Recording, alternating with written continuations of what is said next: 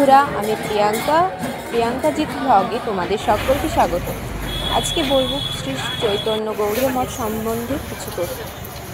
শ্রী চৈতন্য গৌড়ীয় মঠ হলো একটি আন্তর্জাতিক হিন্দু গৌড়ীয় বৈষ্ণব সংগঠন। এটি 1953 সালে বৈষ্ণব সংগঠন নামে এটি পরিচিত হয়। যদিও এটি 1940 সাল থেকে বেসরকারিভাবে কার্যক্রম শুরু হয়, শ্রী চৈতন্য মঠ যা পরে গৌড়ীয় মঠের সকল শাখার মূল সংগঠন হিসেবে স্বীকৃত পায়। 1998 সালে ভক্তি সিদ্ধান্ত সরস্বতী ঠাকুর দ্বারা মায়াপুরে স্থাপিত হয়।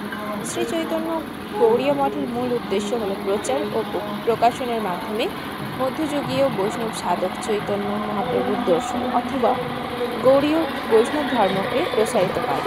কলকাতা কালীঘাটে সতীশ মুখার্জি রোডে শ্রী চৈতন্য গৌড়ীয় মঠের একটি রয়েছে।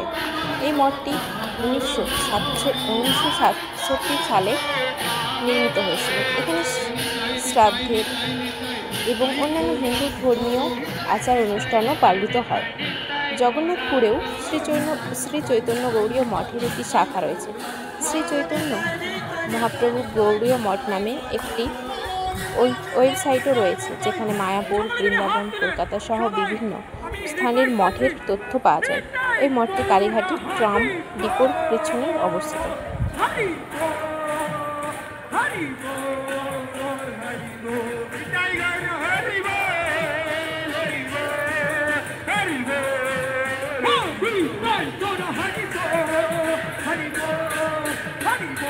এই মঠটিতে আমরা জন্মাষ্টমী উপলক্ষে এসেছি। কলকাতার কালীঘাটে সতীশ মুখার্জি রোডে শ্রী চৈতন্য গৌড়ীয় মঠ রয়েছে।